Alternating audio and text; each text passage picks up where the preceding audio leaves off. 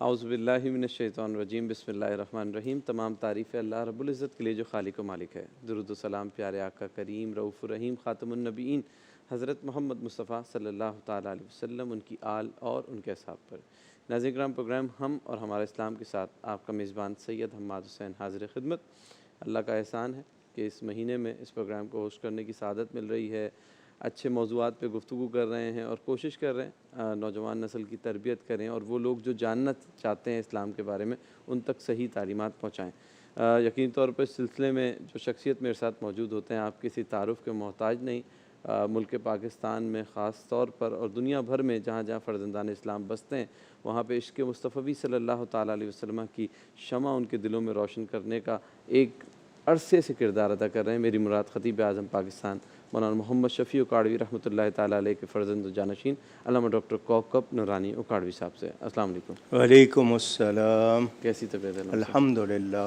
علامہ صاحب، جب بھی 17 رمضان المبارک قریب آتا ہے، جو فرزندان اسلام ہوتے ہیں ان کے دلوں میں ایک جسے کہتے ہیں عجیب سی خوشی محسوس ہوتی ہے کہ بدر والوں سے محبت، بدر والوں کی یاد، بدر والوں کا ذکر کرنا۔ اور علامہ اقبال کا ایک بڑا مشہور شعر ہے، فضائے بدر پیدا کر فرشتے تیری نصرت کو، تو بچپن سے سنتے ہوئے آ رہے ہوتے ہیں بچے، اور ہر دور میں جو ہے وہ مسلمانوں کی رہنمائی، ان کو ہمت فراہم کرنا، ان کو جستجو فراہم کرنے کا باعث بنتا ہے۔ تو آج ہم ذکر کریں گے بدر کے حوالے سے۔ بسم اللہ والحمد للہ والصلاة والسلام علی رسول اللہ۔ رسول کریم صلی اللہ علیہ وآلہ وسلم کائنات کی ابتدا سے نبی ہیں۔ بے شک۔ اعلان نبوت فرمایا جب آپ کی ظاہری طور پر عمر شریف 40 برس کی ہوئی مکہ مکرمہ میں۔ 13 سال اعلان نبوت کے بعد مکہ مکرمہ میں گزارے۔ کافروں نے عرصہ حیات تنگ کر دیا تھا۔ مسلمانوں کے لیے کون سا ظلم ستم تھا جو انہوں نے نہیں ڈھایا۔ 2 مرتبہ حبشہ کی طرف ہجرت کی، اس میں بھی ان کا پیچھا کیا۔ کتنے یعنی سب سے پہلے دہشت گردی کا نشانہ بنا تو اسلام اور مسلمان بنے روز اول سے۔ بالکل۔ حکم ہو گیا مدینہ منورہ ہجرت کا، پہلی اسلامی ریاست بغیر کشت و خون کے قائم ہوئی، دنیا کی ایک بہترین مثال۔ رسول پاک صلی اللہ علیہ وسلم کو آئے مدینہ منورہ ابھی 2 سال بھی نہیں ہوئے تھے۔ 2 ہجری کا واقعہ ہے۔ کافروں نے فنڈ جمع کیے، بہت زیادہ پیسے جمع کیے مسلمانوں کے خلاف، اور ایک قافلہ روانہ کیا جس کا سارا مال جو ہے وہ مسلمانوں کے خلاف استعمال ہونا تھا۔ یہاں ناظرین یہ سمجھ لیں کہ بہت سے مشن ہوتے ہیں۔ ہم جب کبھی کہتے ہیں سوشل بائیکاٹ کی بات کرو یا کسی چیز کی، تو اس کو وہ لوگ سمجھتے نہیں ہیں۔ یہ باقاعدہ پلاننگ ہوتی ہے دشمنوں کی کہ کس طرح کس قوم کو کس طرح مجبور کیا جائے، بے بس کیا جائے، ان کی معاشی حالت بگاڑ دی جائے، تو پھر وہ لڑنے کے قابل کہاں رہتے ہیں۔ حضور اکرم صلی اللہ علیہ وآلہ وسلم نے لوگوں میں اعلان کروایا کہ نکلو اللہ کی راہ میں۔ اس وقت مسلمان بے سر و سامانی کے عالم میں تھے، ابھی آ کے بسنا پورا نہیں ہوا۔ کتنے خاندان آدھے ادھر آدھے ادھر، پوری طرح جو لوگ صرف ہجرت کر سکے وہ آئے۔ یعنی منظر کچھ ایسا تھا، مسلمانوں کو اس وقت جنگ کرنا پڑ گئی جس وقت یعنی ان کے پاس پوری طرح سب کے سب سیٹل بھی نہیں تھے رہائشی طور پر، معاشی طور پر۔ 313 یہ عدد بھی مبارک، رسولوں کی تعداد بھی اتنی ہے۔ اس کا حاصل دیکھیں تو 7 ہے، اور 7 کو اگر آپ پھیلائیں پوری کائنات پہ۔ رسول پاک صلی اللہ علیہ وسلم نکلے ہیں، اور یہ لوگ کس لیے نکلے ہیں؟ بھوکے ہیں، پیاسے ہیں، سامان نہیں ہے، صرف کلمہ حق کی سربلندی کے لیے۔ یہی جذبہ آج تک جو بدر کے حوالے سے ملتا ہے کہ سامان پہ بھروسہ نہیں ہے، اللہ اور اس کے رسول پہ بھروسہ ہے، اور اللہ کی راہ میں جان بھی دینی پڑے تو کوئی کمزوری کا مظاہرہ نہ کریں۔ یہ بدر کا اصلی پیغام۔ بدر ویسے چاند کو کہتے ہیں، پورے چاند کو، ایک علاقہ تھا وہاں ایک بدر نامی شخص کے حوالے سے کنواں بنا ہوا تھا، اس لیے یا کوئی اور بھی اس کی وجوہات بتائی جاتی ہے۔ یہ مدینہ منورہ سے 80 میل کے فاصلے پر آج بہت بڑا شہر بن چکا بہت ہے۔ ماڈرن، بالکل جی، تو وہ بدر اس مقام پر کافر لوگ مکہ سے آئے، 3 گنا زیادہ ساز و سامان اور افرادی قوت۔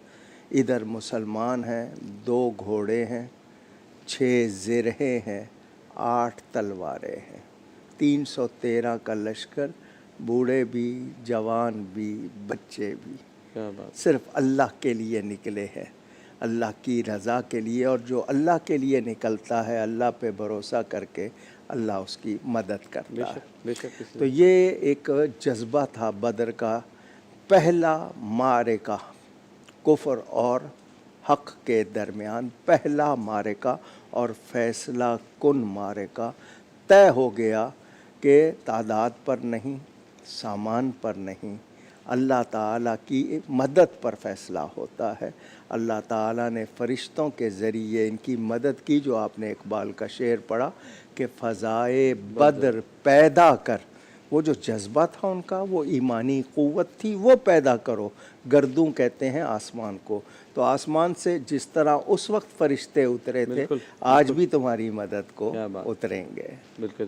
لمحہ صاحب، جو بدر کا آپ نے واقعے کے حوالے سے بتایا کہ پس منظر بھی بتایا، اس کے میں چاہوں گا کہ جب ہم آگے گفتگو کریں، کچھ واقعات ہیں، عریش کا واقعہ ہے، پھر اس کے علاوہ کنویں کا واقعہ ہے۔ نبی کریم نے جس طرح پہلے بتا دیا کہ کل یہ یہاں مریں گا، کہ کل یہ یہاں مرے گا، تو بریک کے بعد جب ہم آئیں تو اس پہ خاص طور پہ ذکر کریں کہ نبی پاک نے کس طرح اس جنگ کا پورا نقشہ ہی پہلے کھینچ دیا تھا۔ ناظرین کرام، ایک بریک کی جانب چلتا ہے، بریک کے بعد جب واپسی آئیں گے تو بدر کے حوالے سے گفتگو ہو رہی ہے۔ برکت والے لوگ ہیں، ان کے ناموں سے آج بھی لوگ جو دعائیں کرتے ہیں، اللہ تعالیٰ ان کی ناموں کی برکت سے اسے قبول کرتا ہے۔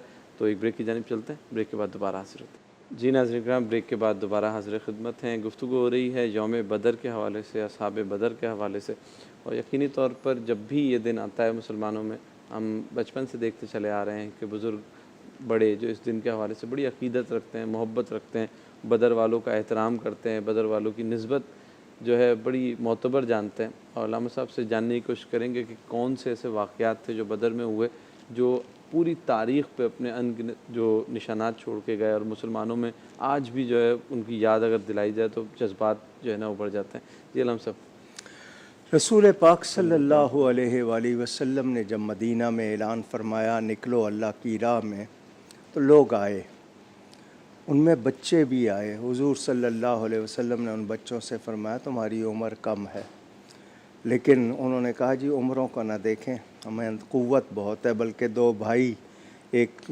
ذرا عمر میں زیادہ، دوسرا چھوٹا، تو بڑے کو لے لیا، چھوٹے کو حضور نے فرمایا تم تو بہت چھوٹے ہو۔ تو اس نے پنجوں کے بل، انگلیوں کے بل اوپر ہو کے کہا کہ میں چھوٹا تو نہیں ہوں، اور ہاتھ تھا نبی پاک کا اس کے کندھے پہ، تو اس نے ایک طرح سے صحیح کہا، جس کے کندھے پہ نبی کا ہاتھ ہو وہ چھوٹا تو نہیں ہوتا۔ یعنی ان کا جذبہ کہ مجھے چھوڑ نہ جائیں، کشتی کروائی تو چھوٹے نے بڑے کو پچھاڑ دیا، دونوں کو ساتھ لیا، یہ ایک جذبہ تھا۔ یہ وہ 2 بچے ہیں جن کو میں نے ذکر کیا، انہی کے ہاتھوں ابو جہل کی ہلاکت ہوئی۔ یہ وہ ہیں معاذ اور معوذ۔ حضور صلی اللہ علیہ وسلم دیکھ رہے ہیں، روزہ رکھا ہوا ہے لوگوں نے، گرمی ہے، سخت ہے، سفر کر رہے ہیں، اونٹ بانٹے، 70 اونٹ تھے، فرمایا 2-2 3-3 آدمی بانٹ لیں۔ اپنے لیے ایک سواری الگ نہیں کی بلکہ خود بھی بانٹا۔ کیا بات، مثال دنیا کو کہ یہ نہیں، اس نے کہا میرے لیے سعادت ہوگی آپ سواری کریں، فرمایا مجھے بھی ثواب چاہیے۔ آگے پیغام بھی گیا، تعلیم بھی ہوئی۔ میدان میں گئے تو ساتھیوں سے مشورہ کیا، مالک کونین ہیں، اللہ کے نبی ہیں، لیکن دنیاوی معاملات پہ مشورہ، فرمایا مجھے مشورہ دو۔ صحابہ نے مشورے دیے اور بڑے پیارے پیارے بیان دیے کہ عریش کہتے ہیں خیمے کو، تو ہم آپ کے لیے ایک عریش بنا دیتے ہیں، آپ اس میں رہیں، اگر ایسی صورتحال ہوئی کہ مقابلے میں کوئی ہمارے لیے مشکل آئی تو آپ آرام سے واپس چلے جائیں۔ صحابہ کا جذبہ دیکھیں، کنویں کس طرف رہنے چاہیے، جنگی جو تدابیر ہیں وہ صحابہ نے مشورے دیے، حضور نے ان کے مشورے قبول کیے۔ بالکل زمین جو تھی ایک ریتیلا حصہ تھا، ایک دوسرا جو جمع ہوا تھا، کافروں نے اپنے لیے وہ پسند کیا، ریتلا حصہ مسلمانوں کے پاس آیا، بارش ہو گئی تو ریت جم کے ہموار ہو گئی، وہ سارا کیچڑ بن گیا جو کافروں نے چنا تھا۔ وہ اپنے ساتھ گانے بجانے والی خواتین اور پتہ نہیں کیا کچھ لے کے آئے تھے، ہلا گلا جو ان کا طریقہ تھا وہ کرتے رہے۔ ادھر سب کے سب دعائیں کر رہے ہیں، سجدے کر رہے ہیں، اللہ کو دعائیں کر رہے ہیں۔ حضور صلی اللہ علیہ وسلم دعا میں اس قدر گریہ زاری کہ صحابہ، حالانکہ صحابہ نے کہا حضور اللہ نے وعدہ فرما لیا ہے فتح کا، لیکن پھر بھی آپ نے دعا کی، یہ بھی تعلیم امت ہو گئی۔ ایک دن پہلے میدان میں سرکار دو عالم صلی اللہ علیہ وسلم تشریف لائے، آپ کے ہاتھ میں چھڑی تھی، آپ نے نشان لگا دیے، نام لے لے کے کل فلاں کی لاش یہاں ہوگی، فلاں کی یہاں ہوگی، فلاں کی یہاں ہوگی۔ کافروں کو پتہ تھا ہوتا وہی ہے جو یہ نبی کہہ دیتا ہے۔ بالکل ابو جہل نے فرار کی کوشش کی لیکن فرار نہیں ہو سکا۔ رسول پاک صلی اللہ علیہ وآلہ وسلم کے صحابہ کا جذبہ، حضرت ابو بکر پہرا دے رہے نبی پاک کے خیمے کے ساتھ، اس وقت وہ حضور کے وہاں پر موجود ہیں۔ جبریل امین آئے، خوشخبری سنائی فتح کی۔ 2 ہجری 17 رمضان المبارک جنگ شروع ہوتی ہے۔ ادھر سے مطالبہ ہوتا ہے کہ ہمارے مقابلے میں بڑے بڑے لوگ آئیں۔ حضور صلی اللہ علیہ وسلم حضرت علی سے، حضرت زبیر سے اور حضرت حمزہ سے کہا نکلو۔ یہ لوگ نکلے، مقابلہ شروع ہوا تو یہ مسلمانوں کی طرف سے جو جا رہا ہے کوئی اس کے سامنے ٹھہر نہیں پا رہا۔ اس کے بعد گھمسان کی جنگ شروع ہو جاتی ہے۔ کتنی تلواریں ہیں؟ 8۔ وہاں تعداد ہے 950 اور ہر ایک کے پاس اسلحہ ہے۔ 6 زرے، آج کی زبان میں بلٹ پروف جیکٹ کہیں اس کو، کہ تیر آئے تو جسم کو نہ لگے۔ وہ صرف 6 ہیں، گھوڑے صرف 2 ہیں، مگر بھروسہ تھا تو ایک سادی سی کالی کملی والے پر، نہ تیغ و تیر پر تکیہ، نہ خنجر پر، نہ بھالے پر، بھروسہ تھا تو ایک سادی سی کالی کملی والے پر۔ یقینی طور پر حضور صلی اللہ علیہ وسلم کے معجزات ظاہر ہوئے۔ کھجور کی ٹہنی ایک صحابی کو دی، وہ تلوار بن گئی، اس سے اس نے مقابلہ کیا۔ مسلمانوں نے، جس کو کہتے ہیں نا جان ساری، اللہ تعالیٰ نے فرشتے بھیجے مدد کو، 1000، 2000، 5000، یہ تعداد بتائی گئی 3000۔ تو اس طرح فرشتے بھی آئے مدد کو۔ چنانچہ خود کافروں نے کہا یہ کون ہیں کہ ہم ان کو دیکھتے ہیں، اور صحابہ نے عرض کی حضور ہم تلوار چلاتے ہیں، ابھی کافر کی گردن تک پہنچتی ہے، اس کی گردن پہلے کٹ جاتی۔ فرمایا فرشتے کاٹتے تھے، مگر حکم یہ تھا تب کاٹنا جب میرے نبی کے صحابی کی تلوار اٹھے، تاکہ نام اس کا ہو۔ نبی کریم صلی اللہ علیہ وآلہ وسلم جذبہ بھی دلا رہے ہیں، خود ساتھ ہیں اور دعائیں بھی کر رہے ہیں۔ مسلمانوں کے لیے سب سے بڑا پیغام یہ تھا کہ جب جذبہ ہو، ایمان مکمل ہو، ثابت ہو، مضبوط ہو، تو پھر گھبراتا نہیں ہے۔ بالکل اسی طرح ایک دستے سے مراد یہ کہ ایک آپ بریگیڈ سمجھ لیں، جس نے ابو جہل کے گرد گھیرا ڈالا ہوا تھا۔ حضرت عبد الرحمن بن عوف کہتے ہیں 2 نوجوان بچے میرے پاس آئے اور آ کر کہا کہ ہمیں بتاؤ ابو جہل کہاں ہے۔ تو میں نے ان سے پوچھا تمہیں اس سے کیا کام؟ تو شاہ نامے میں حفیظ جالندری صاحب ترجمانی کرتے ہیں کہ انہوں نے کہا قسم کھائی ہے مر جائیں گے یا ماریں گے ناری کو، سنا ہے گالیاں دیتا ہے وہ محبوب باری کو۔ کیا بات!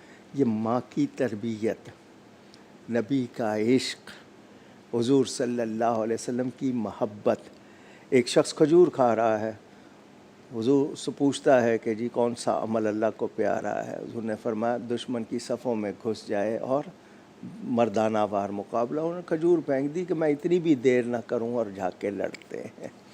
ایک صحابی کی آنکھ کا ڈھیلا باہر نکل آیا، حضرت قتادہ۔ کچھ لوگ یہ احد کے حوالے سے بیان کرتے ہیں، وہ نکل آیا. وہ چاہتے تھے کہ وہ رکاوٹ بن رہا ہے کاٹ دوں. صحابہ لے آئے پکڑ کے حضور کے پاس. نبی پاک نے اپنا لعاب دہن لگا کر وہ ڈھیلا آنکھ میں واپس رکھ دیا. وہ بالکل ٹھیک ہو کیا گئی. بات ہے، کیا بات ہے. کیونکہ اللہ کی عطا سے سب کچھ کر سکتے ہیں. بے شک. رحمت صاحب بہت ہی احسن انداز میں آپ نے پورا نقشہ کھینچا ہے. یقینی طور پہ جو 2-3 باتیں آپ نے کی ہیں اختیارات کے حوالے سے، اور کس طرح فورسی کیا کہ ایسا ہوگا، ہم اسی پہ جو ہے گفتگو آگے بڑھائیں گے. ایک بریک کے بعد بریک ہے، بریک سے آتے ہیں یہیں سے ٹاپک پہ آگاہ. ناظرین کرام ایک بریک کے بعد ٹاپک کا جو جہاں سے چھوڑ کے جا رہے ہیں وہیں سے دوبارہ سے آغاز کریں گے. جی ناظرین کرام، بریک کے بعد دوبارہ حاضر خدمت ہے. گفتگو ہو رہی ہے یوم بدر کے حوالے سے، جنگ بدر کے حوالے سے. جہاں بھی ذکر ہوتا ہے بہت سارے واقعات، معجزات اور محبت کے جو واقعات ہیں ایسے ہیں جو مسلمانوں نے قربانیاں دے کے قائم کی ہیں. نشانیاں کہ آج بھی اگر ان کے فٹ پرنٹس پہ چلا جائے، ان کی جو ہے سنتوں پہ عمل کیا جائے، یقینی طور پہ آج بھی ہم اپنے ماحول کو تبدیل کر سکتے ہیں. 2 بچوں کے حوالے سے ایک ذکر ہو رہا تھا واقعہ کا، علامہ صاحب سے پوچھتے ہیں کیا ہے. جی، یہ معاذ اور معوذ دونوں حضرت عبد الرحمن بن عوف سے پوچھتے ہیں ابو جہل کہاں. تو وہ بتاتے ہیں وہ دیکھو حفیظ جالندری کہتے ہیں حفاظت کر رہا ہے گرد جس کے فوج کا دستہ.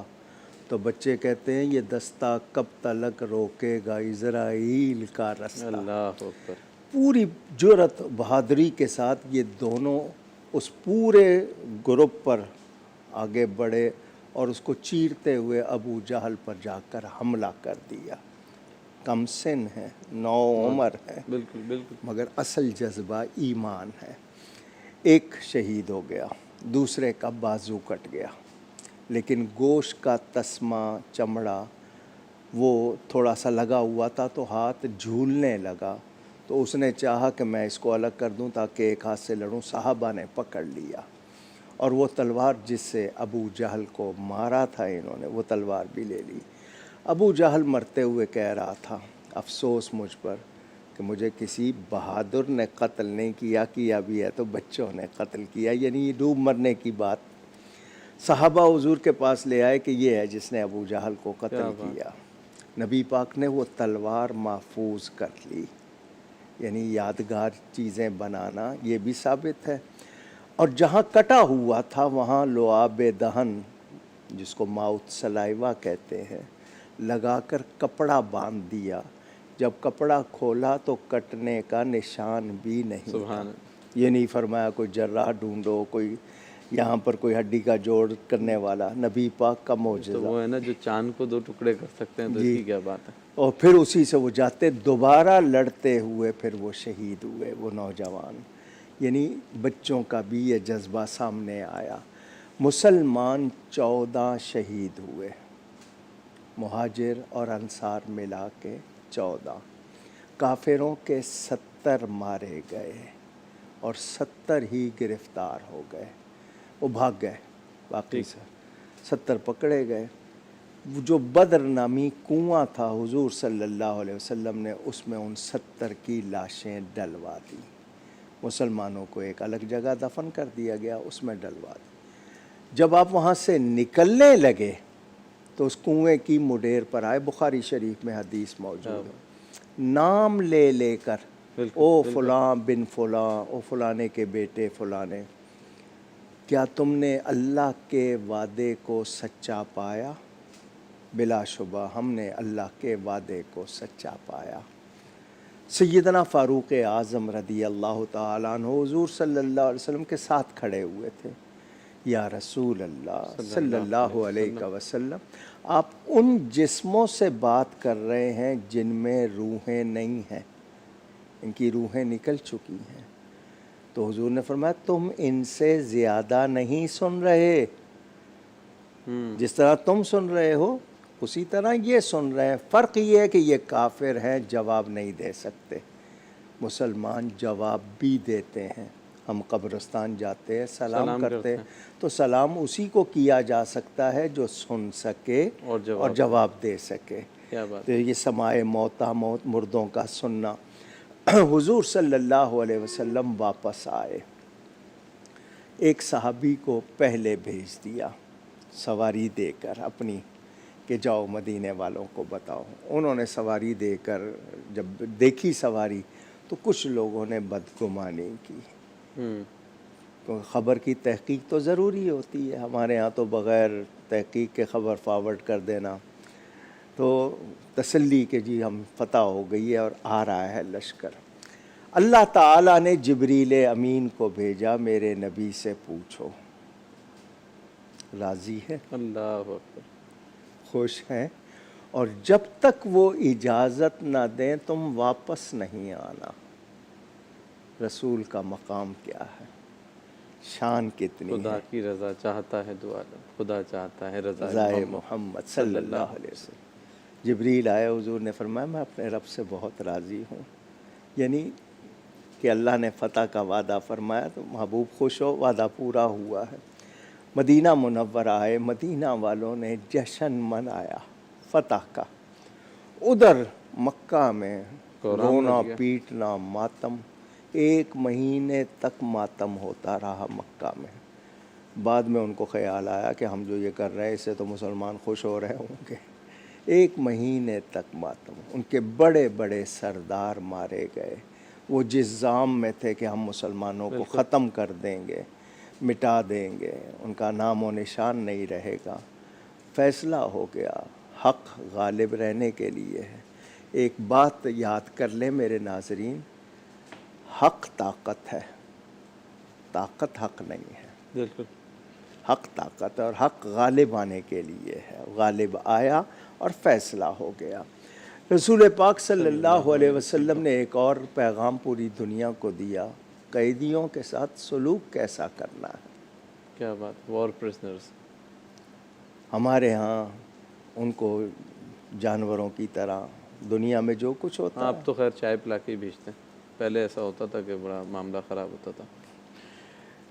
کس طرح ان سے ان کے کھانے کا انتظام، ان کو جکڑا ہوا تھا، فرمایا کھول دو۔ حضرت عباس حضور صلی اللہ علیہ وسلم کے چچا اس وقت وہ بھی وہاں ان کا بھی بڑا پیارا واقعہ ہے۔ جی وہ آتا ہے ابھی۔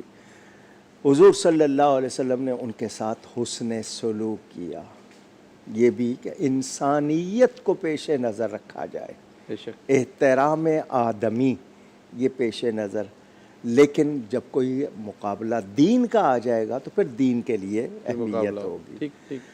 طے پایا کہ جی یہ جتنے قیدی ہیں ان کو فدیہ لے کر چھوڑ دیا جائے۔ حضور صلی اللہ علیہ وسلم نے مشورہ فرمایا تھا، حضرت عمر نے کہا تھا قتل کر دیں، حضرت صدیق اکبر نے کہا نہیں فدیہ لے۔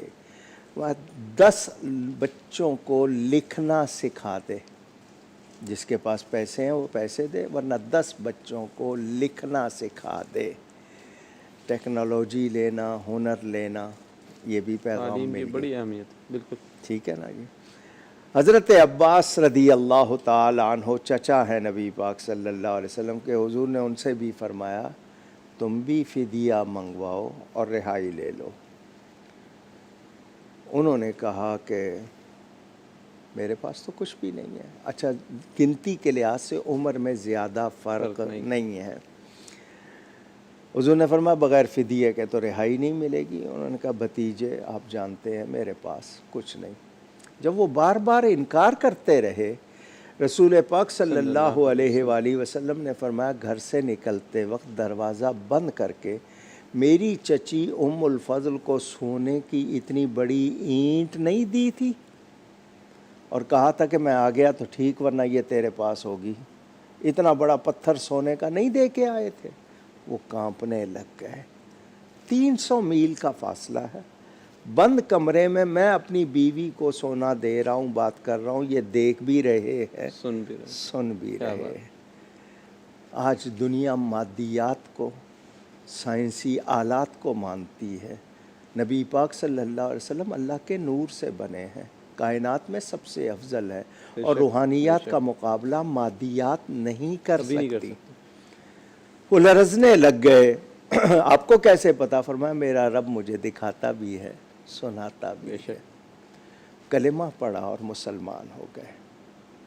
جناب حضرت عباس پر راشا ہوا طاری کہ پیغمبر تو رکھتا ہے دلوں کی بھی خبرداری۔ کیا بات، سبحان اللہ۔ کلمہ پڑھا مسلمان، اور کہنے لگے ایک واقعہ اور بھی ہے یہ تو میں نے ابھی دیکھا، ایک بچپن میں دیکھا تھا کہ میں آپ کے پاس آیا، آپ بستر پر لیٹے ہوئے تھے.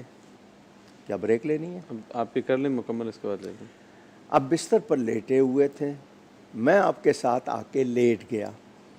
مجھے نظر آیا کہ چاند ہل رہا ہے. میں اٹھ کے بیٹھا، کہیں مجھے چکر تو نہیں آ رہے ہیں، لیکن ساری چیزیں ساکت تھیں، اپنی جگہ تھی. چاند کو دیکھ رہا تھا تو وہ ہل رہا تھا.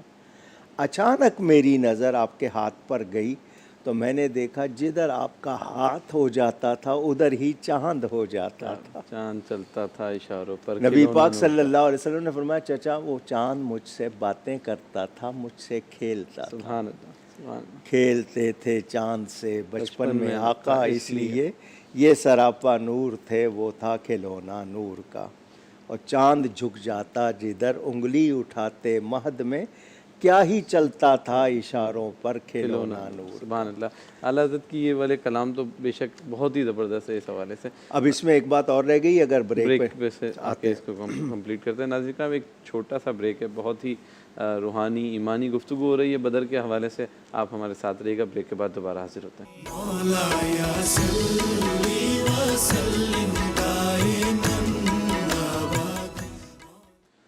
جی ناظرین کرام، بریک کے بعد دوبارہ حاضر خدمت ہے. ذکر ہو رہا ہے بدر والوں کا. میرے ساتھ موجود ہیں علامہ ڈاکٹر کوکب نورانی اکھاڑوی صاحب. بریک میں ایک کال آئی تھی، کالر نے سوال کیا تھا، میں نے علامہ صاحب سے بھی پوچھا کہ ہم نے جو پچھلے پروگرامز کیے تھے تجارت کے حوالے سے، اس کا ایک فالو اپ تھا کہ کتنا منافع ایک پروڈکٹ پہ رکھا جا سکتا ہے.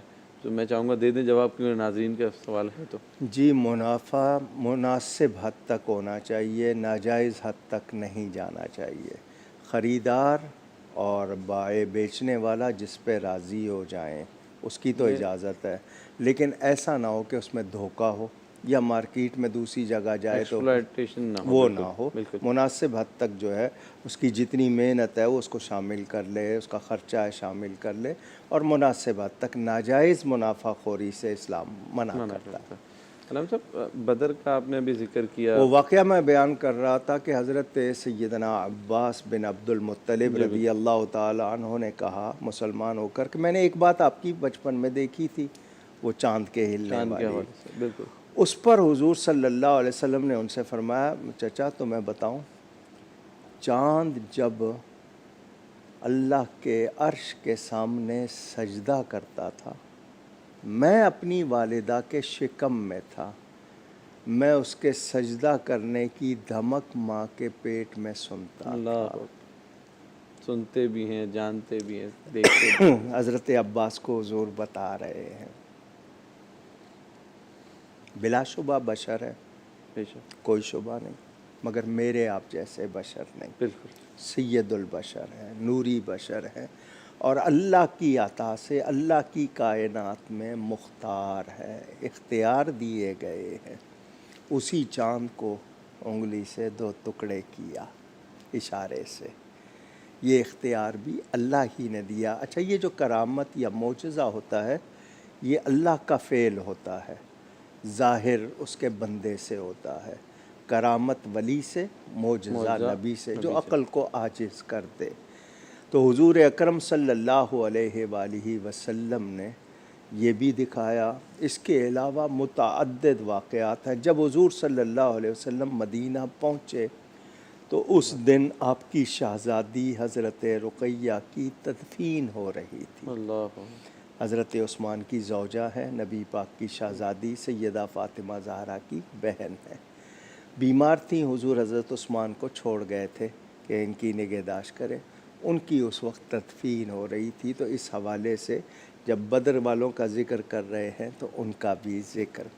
حضور صلی اللہ علیہ وسلم نے خطبہ ارشاد فرمایا بدر والوں سے، اور اللہ کی طرف سے اعلان کیا اعملوا ما شئتم، اب تم جو چاہے کرو، قد غفر اللہ لکم، اللہ نے تم سب کو بخش دیا. کیا بات ہے. یہ محسنین اسلام ہے. بے شک. حضور نے یہ دعا فرمائی تھی بدر میں، یا اللہ اگر آج یہ 313 نہ رہے تو تیرا نام لینے والا کوئی نہیں رہے گا. یہ حضور کہہ سکتے ہیں، ہم نہیں کہہ سکتے.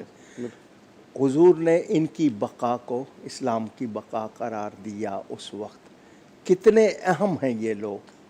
کہ انہوں نے اس وقت کتنی بڑی قربانی دی اور اللہ تعالیٰ نے ان کو مرتبہ بھی عطا کیا. تو یہ 313 اصحاب بدر پوری امت کے لیے محترم ہیں, پیارے ہیں. ان کی بارگاہ میں ہم سلام پیش کرتے ہیں اور دعا کرتے ہیں اللہ ان کے صدقے آج بھی مسلمانوں کو وہ جذبہ عطا فرمائے. صاحب ایک چھوٹا سا بریک میں آخری اسی بات پہ بات کروں گا. بدر والوں کے 313 کے حوالے سے ایک بڑا معاشرے میں پایا, ہمارے مسلمانوں میں پایا جاتا ہے کہ ان کے وسیلے سے بڑی دعائیں ہوتی ہیں. تو اس کے بعد آخری سیگمنٹ ہے 2-3 منٹ کا, اس میں ہم اس ذکر انشاءاللہ. ناظرین کرام ایک چھوٹا سا بریک ہے اور ہم فوراً دوبارہ آپ کے سامنے حاضر ہوتے ہیں اور بدر والوں کے حوالے سے گفتگو کریں گے.